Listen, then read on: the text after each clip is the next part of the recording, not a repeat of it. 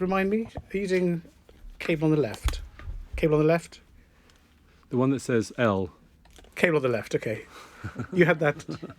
Auntie had that. I don't care, it's your ears.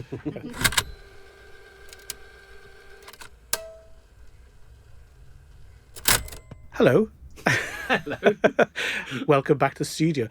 I'm slightly getting used to this now. Do you think we're being a little bit too relaxed, thinking life's back to the normal, Jamie? Or is this just 3 and then it'll be lockdown again? Well, we could be, but the sun's out. Let's not worry about it today. It's a beautiful day. So. Sun's out. We're here. I'm Ian, Editor-in-Chief of Internet Retailing. Jamie, who are you? I'm Jamie Merrick and I work at Salesforce. Lovely. Now, we have in the studio 2 lovely guests. So, Jessi, Sienne, why don't you tell us who you are and then we can kick off. Jessi, you go first. Great to be here, thanks. I'm Jessi Baker. I'm the founder and CEO of Provenance. Lovely. And I'm Sienne Veit. I'm the Group Product and Platform Director for Kingfisher. Right, so while everyone is wondering what Group Product and Development Director means, let's pick up on Jessi. So Provenance, what a great word. It's got that sort of biblical English literature. It just feels real. But since we're talking provenance, let's start off with your provenance. Thumbnail sketch, Jessi, of who you are and then how you ended up provenancing. I love that. So meta, yeah. Well, my provenance. Yes, started out my career in manufacturing engineering and supply chains. So got to see the reality of how products are created, the impact that they have on people and planet near and far. Did a bit of a career pivot into software design and development, and then worked at the very end of the supply chain, so helping brands to market their products to shoppers. And then actually went to do a PhD in computer science, looking specifically at Web3, so blockchain technology, cryptocurrencies. And I was really interested in how they could impact society and enable more transparency. So help us to understand kind of the impact that we have as humans. So yeah, Provenance was a side project that turned into a bit of a full-time gig. And yeah, now we're a team of 25 people based just down the road in King's Cross, working with brands to help them be transparent on the impact of their products. Right, so let's just talk a bit about Provenance. I want to go back to the earlier stage because we can't just skip over material design and PhD in computing because, that's just not a segue we can leave lying. But a lot of education. But tell us about Provenance, because either you were pre-zeitgeist and you created this wave, or you've lucked out because no topic is hotter at the moment than supply chain transparency, blah, blah, blah. So tell us what be Provenance. What be Provenance? Yeah, I think Provenance really came out of my own personal frustration. I just wanted to know the impact that our products have on people and planet. And I thought it was unreasonable that information was not accessible to me, the end of the supply chain, the person that literally funds the entire thing. Like, how do I have no information on where this thing's come from and the impact that it has? And it's something that matters to me, but I'm a lazy shopper. I don't want to have to go and search that out through endless amounts of Googling and travelling in supply chains, which is what I did early on in my career. I think that information should be accessible to me right in my lazy e-commerce scrolling. It should be accessible to me so I can make an informed decision. So I think it's that kind of disgruntled, unreasonable, personal grudge. Scratching your own itch, first exactly, off. Yeah. Now, also joining you in the lazy camp, I have to sympathise with that. However, as a fully paid up member of the British Skeptics Association, anything that's overly simplistic, I immediately tend not to trust. And more importantly, our research director, Martin, has been working, we're now in our third year, the sustainability report. And we're tracking about 77 fully accredited super pucker standards for various bits of sustainability in what is an enormous thing. So we all think about supply chain as if somehow it's an office at the end of the corridor, but it's just everything in the world. So you have sustainability for employee standards, for water quality, for the lighting used, whether you've got a green roof or not. And you put all those together and they somehow don't easily add up to anything that can have a nice little traffic light on it. So firstly, I've seen your framework, so maybe tell us about the framework, but then how you get to something that says, stamp, this is okay for the lazy person to consume? Yeah, I mean, it's definitely a journey. Sustainability is so complex. I mean, it really is like our entire ecosystems, and it's so networked and connected. And yeah, I think it is very difficult to distill to something simple. And I don't think that's necessarily a bad thing. Like the complexity means we are embracing all of the issues. You know, it isn't just about carbon, it's biodiversity, it's labour rights, it's the impact on communities. And so at Provenance, what we've tried to do with the framework is essentially distill down the key claims that brands are making, both at a brand level and at a product level. And essentially what we're trying to do is to help brands make claims that are consistent. So wherever you see net zero, it means the same thing. So you don't have to kind of do loads of digging to check if this really is a product that is. So it's not net zero asterisk, see small print below. You joke, but there's so many different ways that people are communicating on carbon, and net zero can mean many things. It could just mean the HQ of the company is net zero, and when 90% of the impact lies in the supply chain, that's actually very misleading. But you don't want to just look at the HQ of the company. We need to have a net zero supply chain that's end to end. So yeah, it's definitely particularly the carbon area is a topic that's complex, and there's a lot of kind of greenwash and misleading information going on. So yeah, Provenance is really just trying to standardise those claims, so make them very simple and consistent, and then ensure they're credible. So businesses that use Provenance have to submit evidence and or get to verification, which means we're connecting to third-party data sources to really say this is a fact. This isn't just the brand marking its own homework. This is a fact related to the sustainability or social impact of this product. And yeah, essentially the framework kind of sets that out for brands. Today, we don't kind of ladder that up into a score quite yet. That could be in the future. For now, we're just trying to create consistent, credible claims so that we can, start to get the ball rolling on what is, exactly as you said, a complex topic. So, Jessi, we've met before, and I trust you implicitly. So if you say it's fine, that's good enough for me. But not everyone would be as trusting, or they haven't met you. So why is your assurance better than Jamie tipping me a nod and a wink, or Sienne giving me a handshake? How do we know we can trust you when we haven't met you? Yes, no, so that's a pretty critical part of what we're doing at Provenance is firstly helping brands to be transparent. So that's first of all. But the key thing is also to do so in a trustworthy way. So firstly, it's the consistency of the framework. So if they're working with Provenance, we know that they're using the same standards and talking about the same things. So you won't be misled from the get-go with the language. But then essentially the framework is governed by an independent council. We have our Integrity Council that are coming from leading NGOs, helping to make sure the governance of that framework really is independent, and it's reflecting the critical issues in the different industries. And then everything is open source, so you can see exactly how those what we call proof points that sit at the point of sale have been generated. So that's the key claims, and that could be net zero or something related to labour rights or communities. So that's all open source.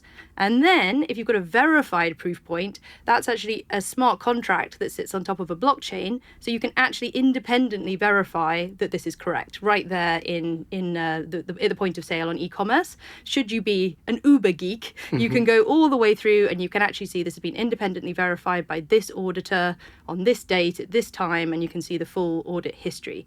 Now, we don't expect many people to do that because you really have to be a bit of a nerd, and it turns out lots of people are nerds, so that's interesting. But yeah, the idea is that it's there. People know that this is an independent kind of fact-checked piece of information, and green claims are proliferating the internet right now, and so knowing that assurance is there, I think is a really important part of why you should kind of look out for Provenance.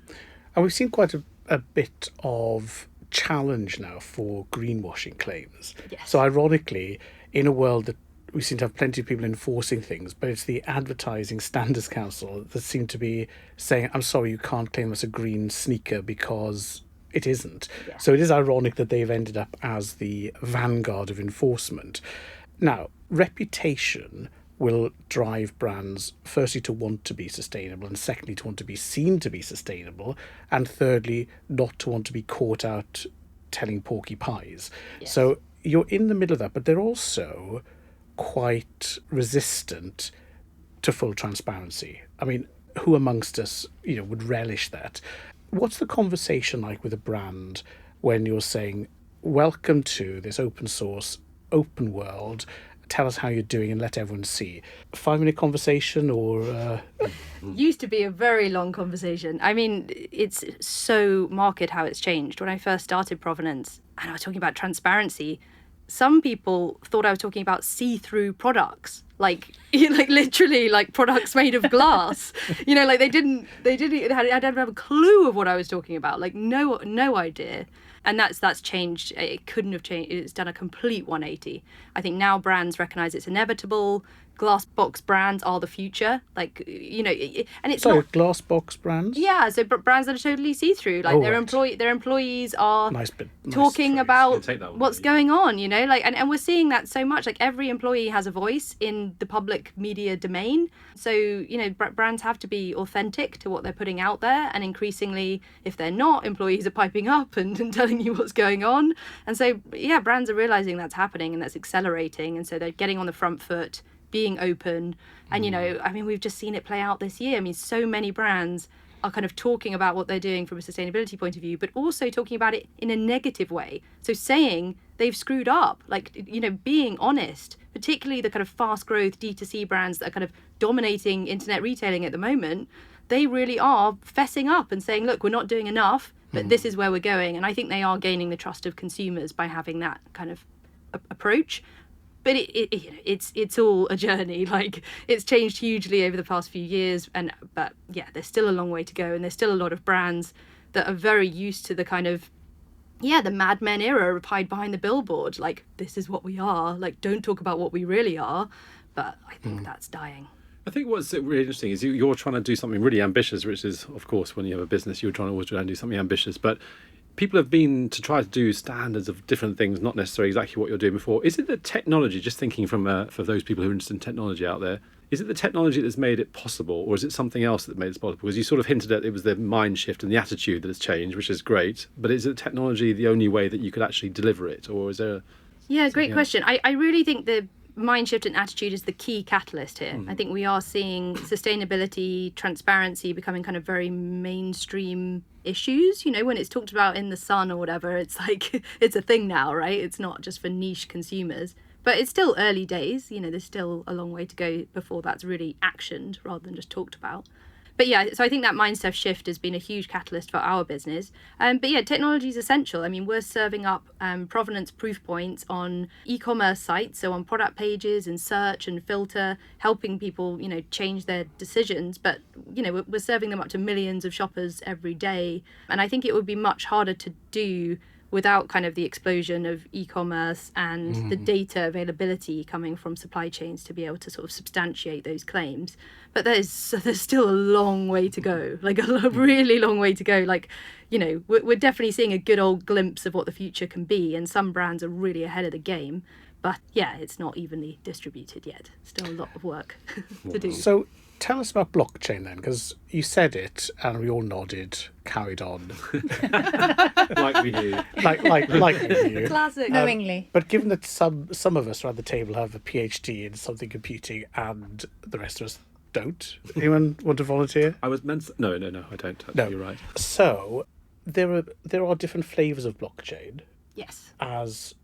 And approach. Yes. So which blockchain are you using, and how can I be certain that your blockchain doesn't disappear if you forget to put 50p in the meter 1 month? And they do work like that. They are like pay-as-you-go meter systems. So we work with the Ethereum blockchain. So we were, really lucky to be quite early adopters in the Ethereum community. Actually, we were one of the first decentralized applications on Ethereum, even on the testnet back in 2015. So it's been really fun to be part of that community and its development, and it is still very early stage. I would say kind of when I first started Provenance, we did focus quite a lot on the blockchain innovation, I think coming from a PhD, and it was quite a hot topic. But actually, I guess the more we have really got kind of deep into solving our customers' problems, we've realized the technology isn't the star. The technology should sit under the hood. It's the underlying integrity. It's not the main reason to work with Provenance. It's is the under the hood. It doesn't really need to be the star of the show. So we've kind of pushed it back to be in the kind of background, but it's quite an important part of our future. And I think for a few reasons, like there's a philosophical reason of why we want to use blockchains and a more decentralized approach. Like we don't want to be a kind of Facebook of product sustainability claims. Like being a sort of centralized source of information, I think presents a lot of integrity challenges that we think we've seen play out with big tech and continue to do so. And also, yeah, I think there's lots of exciting things you can build off of with blockchain tech. So it's not just about the auditability and the tamper-proof nature of the claims, but also, yeah, what we can build on top of that. So a lot of our work now is looking at that kind of Web3 future. So how might that evolve? And yeah, I'm really passionate about that. I'm very excited by tokens and like the kinds of incentives that they could create for people. You know, like it's so crazy today. We just take the internet for granted that we're just the product, right? Like we like stuff and Facebook make the money. Like why? Like you know, like I should make the money from sharing videos and kind of catalyzing interest in different content. Like why am I just the product? So I think what Web3 presents is a really exciting future where we can all be part of the solution. And I believe it can catalyze, adoption of sustainability and more sustainable practices. But it's so still for those early. of us who go as far as Web 2.0, Yes. and it was such an important integer, it needed a 0.0, just in case anyone was confused whether 2.0 is the same as 2.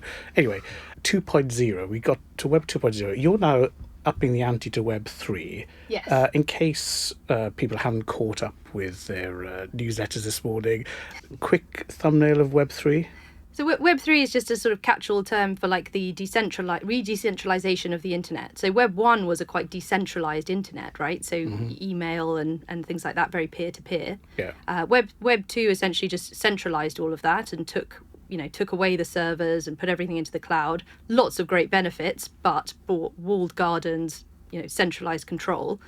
Web 3 is a kind of a new movement that's trying to, essentially re-decentralize, but put power back into the hands of the people, ideally enabling people to control their own data and things like that. But it's really just getting started. I still think it's very early days, but I think a lot of. But you mentioned, for example, tokenization. Yes. Which is the ability to transfer value from one place to another. Yes. Very similar to money, but Yes. without a central bank. Yeah. So we're seeing, if you like, this breaking down Yes. of the systems of authority, if you like, of provenance. Yes. So if I pick up a £10 note this morning, Yeah. then I look at it, I think this has come from Her Britannic Majesty's Bank of England. Yes. I smell it, I sniff it, and I think this is real. Careful, Yes. Ian, careful. Sorry, yes, I'm getting too excited now. Sorry, I just think of you sniffing £10 notes now. Yeah. am I the only one? Yes. Oh dear. So, with the well-sniffed £10 note, Yeah. so you have this idea of the authority structures, Yeah. whereas now we're seeing open banking, Yes. we're seeing increased transparency, multiple blockchains as part of the blockchain approach. So, it's going to be an interesting time with composable, headless, disaggregation of things, more servicey stuff, which actually was promised in Web 2.0 with Yes. APIs. Yes. I mean, some of it has been realised with Web 2.0. Like, I'm not like a Web 3 kind of maximalist. Like, I do think there's a lot of great sort of open, decentralised work happening without blockchains. Like, open banking is a fantastic example. I think it's brilliant. It should be celebrated so much more. So we don't need to destroy everything as Web 2.0. No, I don't think everything needs to be in the metaverse on a blockchain to be Web 3, but or hinting towards that But you direction. do realise, of course, that all accountants amongst us are happy because the blockchain is the validation after 700 years of double entry bookkeeping. Yes, it is. Yeah. So, just quick shout out to all fellow chartered accountants out there. Our day has come, just took us a while. Yeah. Good. So, let's talk about conversations you're having with retailers. And I'm thinking about a presentation that you were at, Jamie, a couple of years ago, when the lovely people at Adidas were talking about their yes. moves to sustainability. Some was absolutely fantastic, like open sourcing some of their innovations on recycled plastic, running an innovation lab where they didn't take the IP of the people that they'd funded, all very inspiring.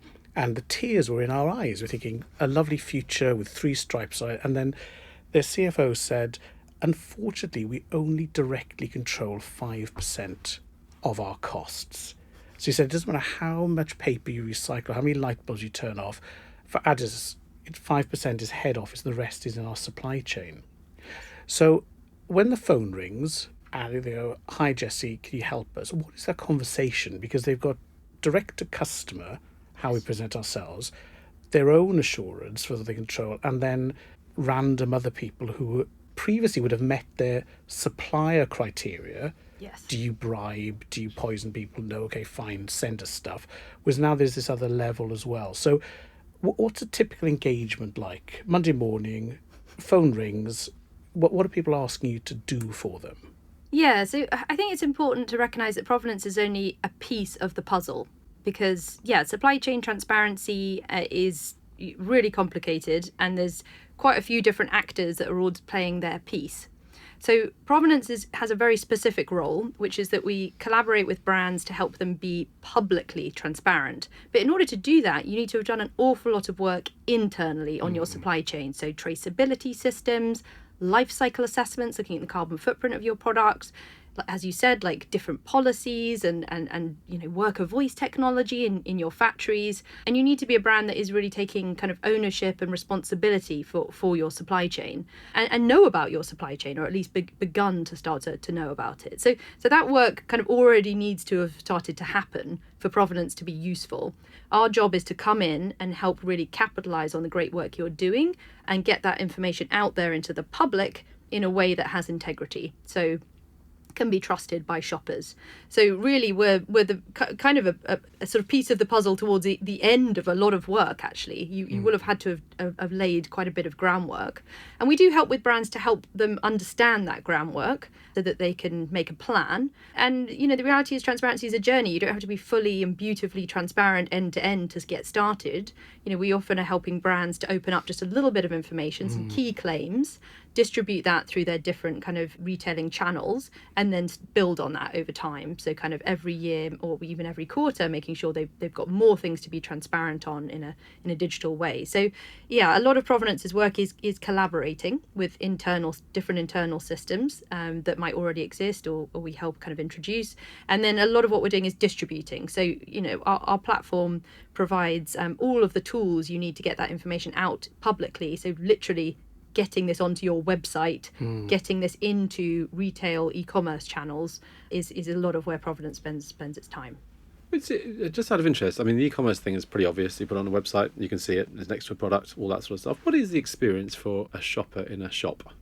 How do they get that? Yeah, so the majority of our work and impact is on e-commerce. It's so much easier to nudge consumers to make more sustainable purchasing decisions on e-commerce because you've got filter, you've got search, you've got different like curated lists, there's so much you can do to kind of nudge behavior there. So that really is where we have the majority of our impact. The in-shop experience, we do provide QR codes on pack to help essentially what that does is help support campaigns in store where a brand can say, we're transparent, or we've opened up our supply chain, or we've reduced waste in our supply chain. So those kind of key claims that you might be making in store, we really believe you need to back up with transparency. And so how that might manifest is through something like a QR code on pack or a QR code linked to a statement.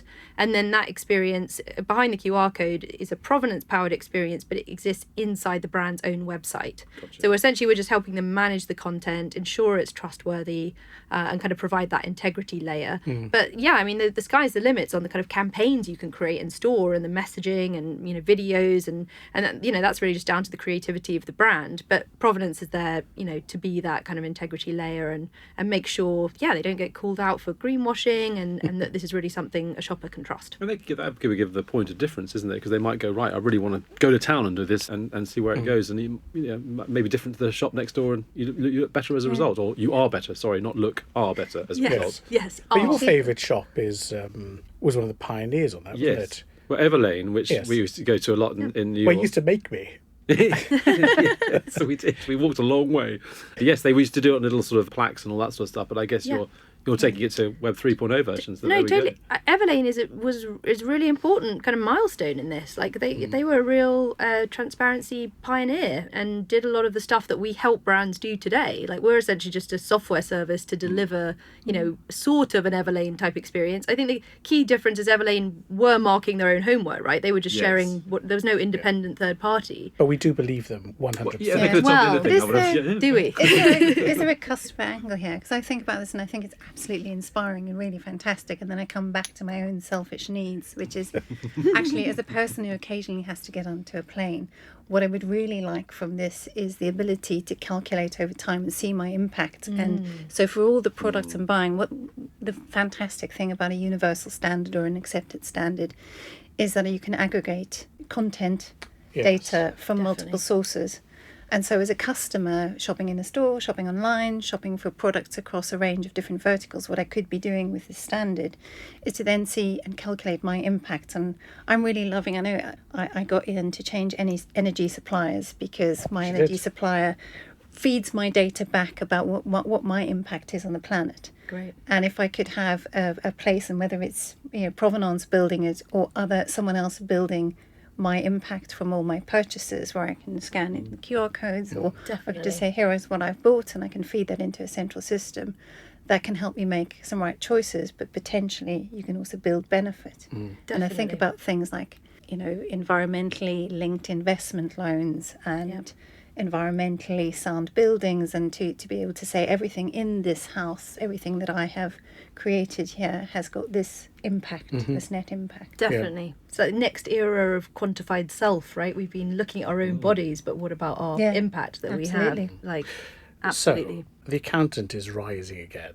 When you look at sustainability, everything's measured between 2 points. So wherever those points are, dinosaurs measure a different timescale than we do, and businesses maybe are working quarterly, and yet the impact of, for example, cotton production may be unchangeable within a 20-year timescale.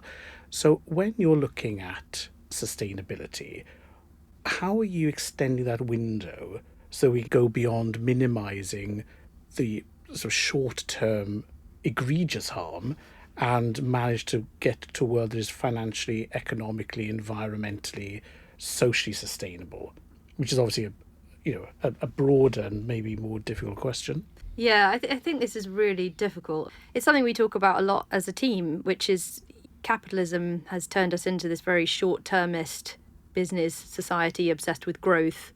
And I just think the reality is, I love running a business. I really believe business can be a force for good, but I do also really think regulation is needed. And at the end of the day, I think a lot of what we're doing at Provenance is also trying to pave the way for better regulation and transparency. So if you look at, for example, financial disclosing, this is my third accountancy. I need to seek help.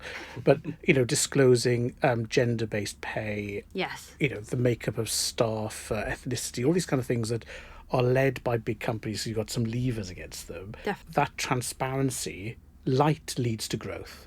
Absolutely. Well, but the government has to play a role. Like it really does. Like we're doing, there's a lot of positives to being sustainable for business, and I think many brands have been successful in showing that. But there has to be more penalties for emitting the amount of carbon we are, and not switching energy when you could do so.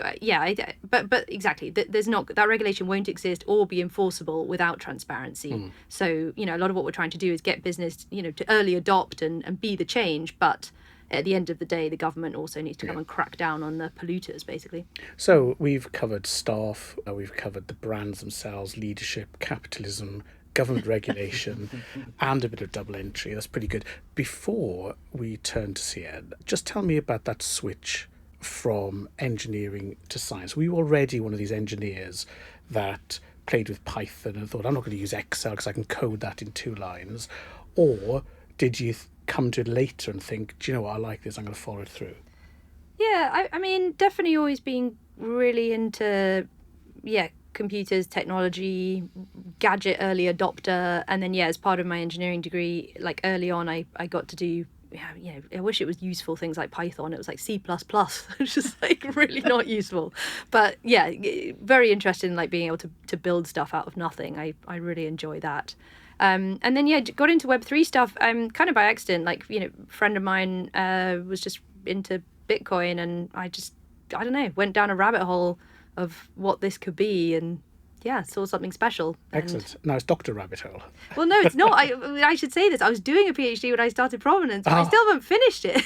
But then I'm still technically doing it. It's the German approach, which is why take less than 15 years? I know. No, that's what I figure as well. I'm like, well, I'll probably finish it at some point, but I just haven't had quite the spare moment. I just need to write it up, just a quick 100,000 words. So Bargain. I'll just wait a bit longer and AI will do it for you. I know, that's what I'm thinking. It'll be sorted. Yeah, exactly. Jessi, thank you so much for that. So many interesting points, and we'll be coming back to those, I'm sure. But we're going to swap now to Sienne, who mentioned banking. But I remember a minibus journey with Sienne, where in the space of about 20 minutes, I'd changed my energy supply and changed my bank.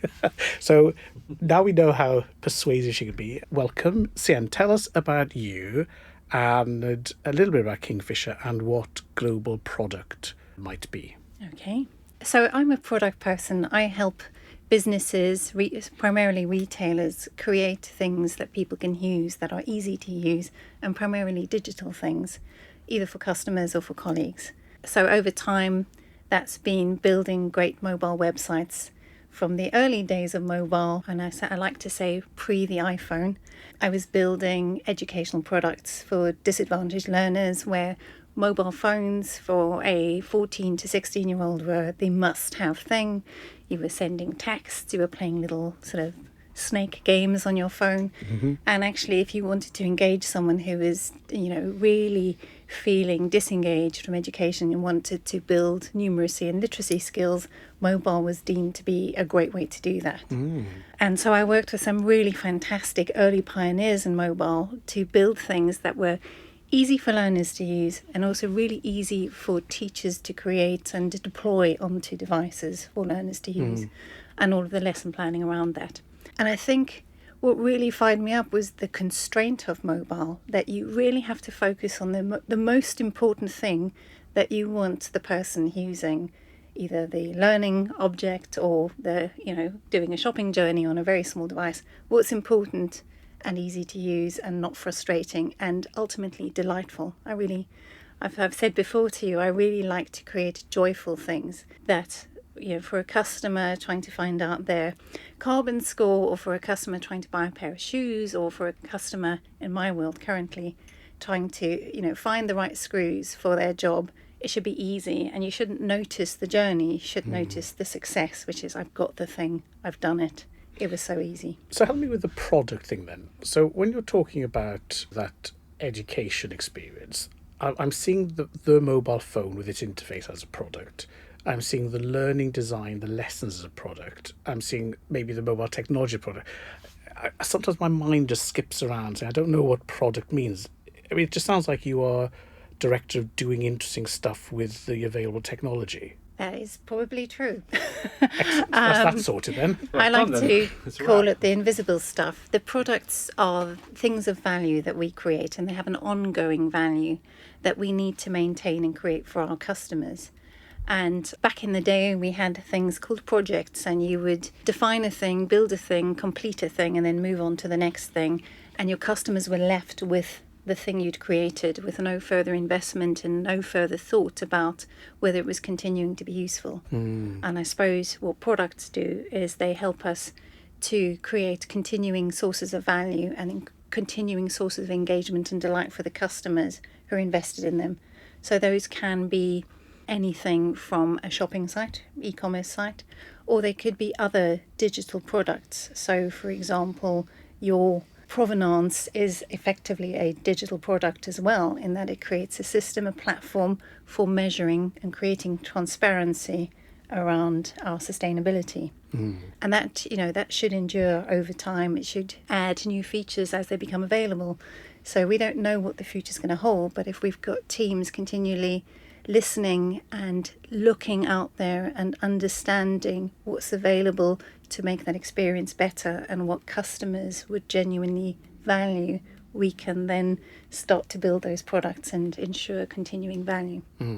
So before we get into Kingfisher specifically, just help me locate what you do within a multinational, very big PLC. So I think it was reported recently, congratulations, 13 billion revenue, well done. But in a company that size, you've got established technologists, plugs and pipes, established digital, established product, established supply chain.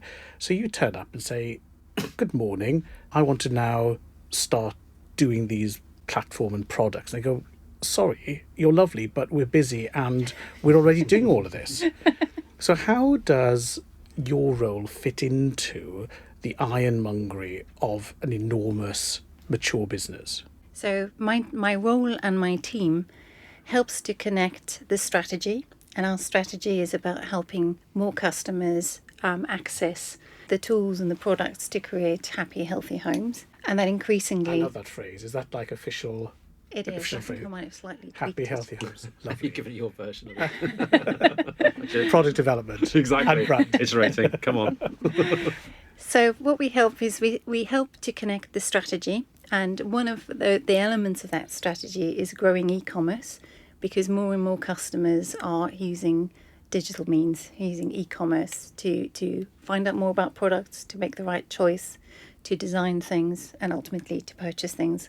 And fulfillment is very much part of that. I place an order, I might have something home delivered, I might go into a store and collect it, or I might, if I'm in France, I might drive through in my car and collect something, or if I'm in Poland, I might collect something from a locker, because that is convenient to me. When you say something, these are like 3 millimeters long screw up to 30 meter long A full kitchen. chunks of stuff. So not easy or homogeneous.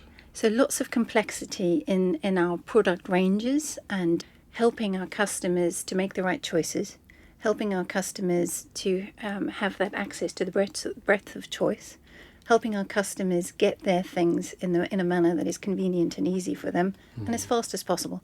Some of those customers are trade customers, and so for them this is their business. So being able to get the products that they can rely on, make sure that they're available, make sure they can get them quickly, and then use them in their their customer's project is really important. And so one of the initiatives for a trade customer is Screwfix Sprint, which is, you can get delivery within an hour to you wherever you may be. That might be on a job, it might be on home, it might be en route to a customer's job. Yeah. And if you're a plumber, an electrician, or some other tradesperson, that's really important, because your time is very valuable. Of course, yeah. And you need to complete that job, and you need to complete it successfully. So, But also they're often, generalisation alert, using mobiles. So they're not sat in an office Absolutely. with double screens and a keyboard and a lever arch file. These are people on a job, it's a key distracted. business tool. It is the ultimate on-the-go, office in the palm of your hand. So how your customers contact you, how you're finding your location, you've got your list of all the things you need for that job.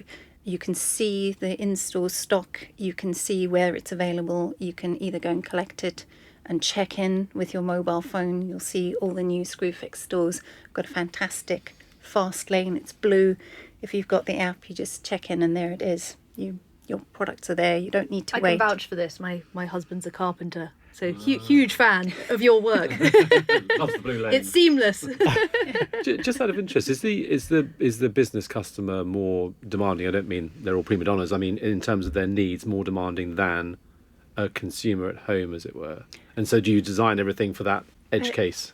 I think we design things for specific customers, and we would take all of those different customer sets and make sure we're designing the right experience for their customers. So a business customer, a trade customer, this is their source of value for their business. And so we need to make sure that we're delivering a fantastic experience for their needs. They tend to be high frequency customers because they are repeat purchasers within a very specific category. So they might see just a proportion of your range, but they tend to repeat purchase those particular products. So, wish lists, reordering, being able to integrate into your tax and accounting, making sure that you can separate all your different jobs. having great access to credit and payment services so that you can manage your business the way that you want to is really important. But as a customer, and if I think about all of the brand new DIY customers who we acquired over lockdown because they couldn't access the trades that they needed, so they had to go. So we could see that we acquired new customers, people were learning new skills, and we've retained those much younger and new DIYers. The And ones they that have- lived after the unfortunate accidents. Well, you've got to repair the mistakes you've made, haven't That's you? it. So, But then you get more- pharmacies did well with all the Exactly. And you cuts can and see plasters. the growing confidence of the customers, but being able to make sure that you're making the right choice, being able to see a product, making sure you have all the information, including the specifications. If you're doing a kitchen, being able to visualize what that might look like in 3D. And now, more recently, being able to use augmented reality glasses to be able to walk through so you can really know that you've made the right choice. And that's a different kind of customer. Yeah. So those customers might be really infrequent because you've got a kind of a weekend warrior job. I just need to do this thing. You do it, you gain some success, or over lockdown you landed up tiling where you had never tiled before, and now you realise this is fantastic, and your ambitions grow. So now you want to do the whole bathroom or the whole kitchen, and for The whole those bedroom. customers, it's about making sure that we continue to meet their needs, we continue to provide trust. So maybe I'm just getting old, but I'm listening to all of this thing. That's amazing, it's amazing. It leads to more sales. That's amazing, it's amazing. It leads to repeat sales. It's amazing, amazing. It leads to higher margins. So we were talking earlier on about the broad swathe of sustainability proof points, but it sounds like you've got quite a lot that come together in if we do this and that, we'll see the impact in our sales. Do you have any other measures around that, maybe leading indicators that a yelp of joy from a carpenter day 1 leads to more sales day 30, or are you still being judged on the sales impact of projects? So sales and revenue are a lagging indicator, you're absolutely correct. And what our teams do is try and find leading indicators for specific areas. So for example, if you take an e-commerce website, a leading indicator may be the customers visit directly because they found you via Google or some other search engine the first time round, but now they know what you're about and they come and visit you directly. You might then say, well, what's a good measure of engagement? If someone is browsing lots of pages, what's a good measure of I've searched and I've found? And we call that get to product, which is the likelihood of a customer inputting any search term and getting to a product detail page and then spending time on it. But not all sales are going to be immediate and online, because we know for the kinds of products we sell, there could be a fairly long research period. So things like bookmarking, adding to a wish list, sharing something are all good indicators of intent. And I think those are where you can start to identify, are you doing the right thing? Are you going to ultimately have the outcome that you want, which is to grow e-commerce sales, by some of the things that you're starting to develop? And can you use those early lead indicators to determine, are we on track, or do we need to pivot and do something a bit different? Yeah. So speaking of pivots, tell us how you go from education into retail. I know it's a big jump. Well, not as big as from linguistics. Jessi's going the other way around. I really love the idea of making meaning and to understand how people find joy in the media that they consume. And I think that was probably the start point for me, and education was a natural start point. My background is in linguistics and particularly in semiotics and pragmatics. So I like You notice none of us are asking you to define that because we wouldn't know. This is all about how people make meaning and how people communicate, and I naturally gravitated, and I think I was very early into computers and into design, how you could move from publishing into web design, and then how you could optimize the web and ultimately optimize it for small devices. And when I discovered retail, and this was back in the day of M&S and building the first mobile website for M&S, I discovered the joy of you instantly know when you've got it right for a customer, because they can find something, they leave a product review, you can see the sales graph going up, and you can also see the impact across the business. So even before omnichannel was a thing, you could start to understand the opportunity of that online to in-store journey and the in-store to online journey in terms of helping customers find things and order things, even if it wasn't available in their shop or if it wasn't available for home delivery. And I think that's been the journey for me, is I absolutely am passionate about and love retail because you can be very close to customers. And I think at Kingfisher, in the group role, across all of our banners, we have many different types of customers in many different markets and different contexts and different levels of maturity.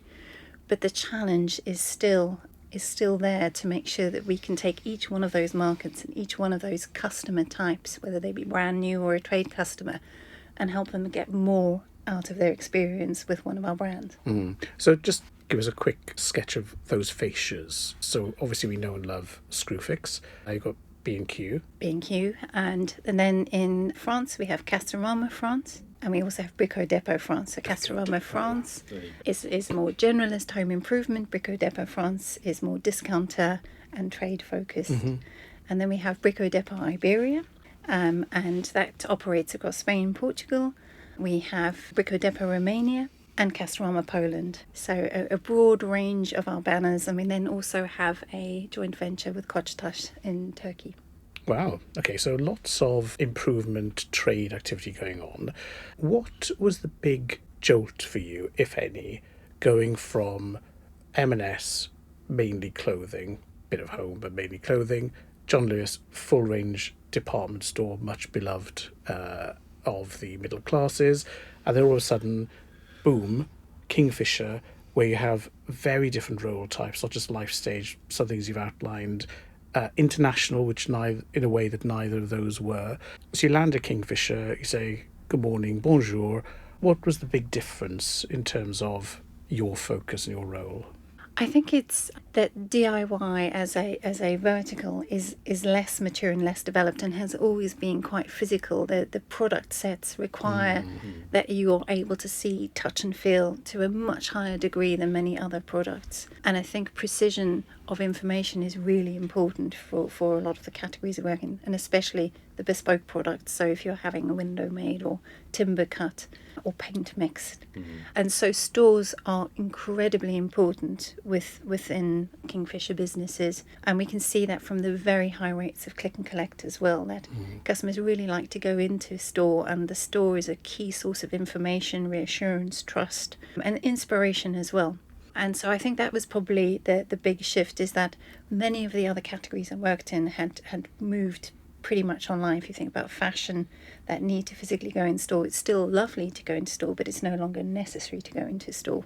Whereas I think for DIY and home improvement, the store will continue to be a really important focal point and an education point as well. Isn't there a huge, for what you just described, isn't there a huge commitment to content to help people like me understand how to badly fit the bathroom or whatever it may be? And is that a bit of a challenge to sort of keep up with that? I think sometimes the content that we need is not necessarily there, and I think about there's different types of content. There's the attributes of the product that need to be absolutely accurate and as complete as possible, and you need to think about what's the minimum set of information a customer might need. And then there's more inspirational content, so imagery, videos, CAD files for some of the things that we want to do as we start to move into things like 3D design. And that can be quite a challenge, either because it's not there at source or to create it on an ongoing basis for hundreds of thousands of products. Yes, and again, you've got the specifications tend not to just be dimensional, like be load bearing. Is it legally okay? I mean, is it energy efficient? And exactly. And so there must be an overlap. So two overlaps, I suppose. One is the sustainability overlap in that you want to be more sustainable and show that, but also you've got a very rigorous supply chain that says, how many millimeters can this flue be from a window, etc., etc. So it seems to me that this is a combination of very high risk of getting it wrong and very high amounts of work to get it right, which doesn't seem like a pleasant place to be day to day. Is that a fair summary? I think it's a really interesting place to be, because this is one of the areas where technology is starting to play a role. So certainly within our data science team, we're looking at ways that we can source and create that information if it has ever been created anywhere, because we have unique identifiers for products. So using AI to add attributes, understanding an image and being able to add attributes from imagery, understanding substitutions and what genuinely is a similar product is what our data science team are working on. So we've got a couple of really interesting experiments as we grow that team to understand how can we leverage new technology to help solve customer problems. And in this instance, it's really helping solve the problem of choice, which is, am I making the right choice? And if I can't find the thing I want, what is genuinely a better substitution than the one That's that is out of fascinating, stock? because we often talk about very large scale technology, and I've been told off a number of times for having the view that in general retailers are users of technology but don't always have the skills in house to be real developers of, because they lack the scale or the ROI and the time scale isn't there. But having a data science team, that's actually a pretty significant investment, an interesting source of competitive advantage. Absolutely, and I think that's one of the joys of working in a company such as Kingfisher. There is an absolute commitment to growth and to growth through technology in service of customers. So growing the digital team, growing the engineering team, and specifically growing the data science and data engineering capability means that we can really start to accelerate that journey, because we find ourselves here in 2022 where these things are available. I still think the product just isn't glamorous enough a title for all of that fun. So maybe we should run a prize for and just a more glamorous title. Not that I was saying, we should be pleased with it. Now, so far, it's all sun and sustainable roses, but you've got a European role. Are you going to tell me that it's super easy running geographically, culturally, market dispersed teams, and everything's lovely? I think everything is actually really lovely. Good. I'm glad. With my rose-tinted glasses on. Yeah. I think one of the joys is we are in service of local teams who set priorities, work on their strategy, and then work collaboratively with us to bring those to life. So this is one of the joys of a group role, is you get to be in multiple people's business with multiple different customer groups. And I think that's how it scales. So whilst we have a central team, not everything has to be centralized. We are there to, we call it power the banners.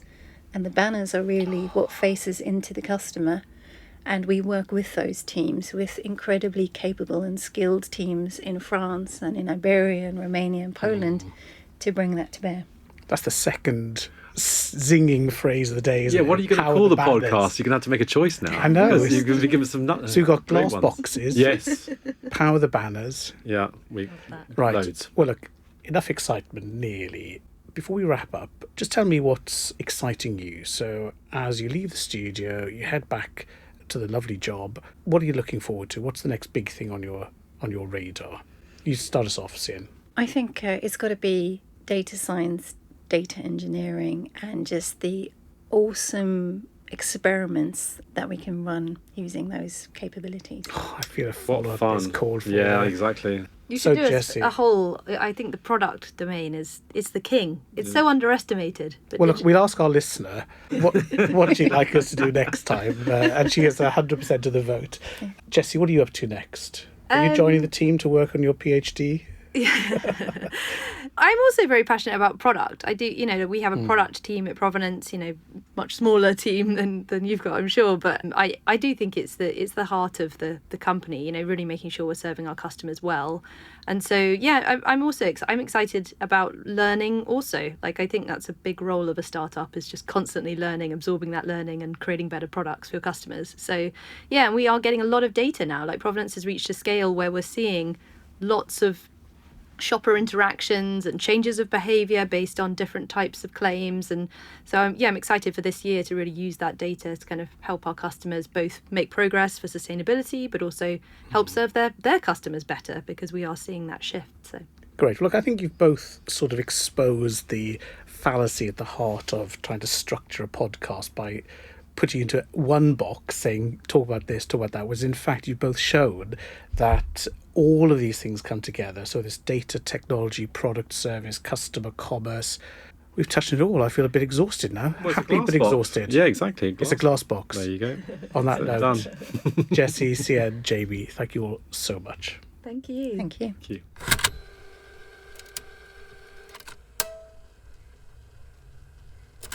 Hey, that was fun. Wasn't it? That God. was brilliant. I don't want to bother scripting any of this. It's much more, it's much more fun when you just, follow through. Really interesting. No, that was great and so amazing. I think the Really thing about interesting. your own product that you've got to be able to explain things really well, and you both explain them very, Yeah. very well. I think that's a key skill set. I think we both get to play in someone else's space and then bring it to Yeah, life. And exactly. Yeah, to yeah, build yeah. on it, which I think is really lovely.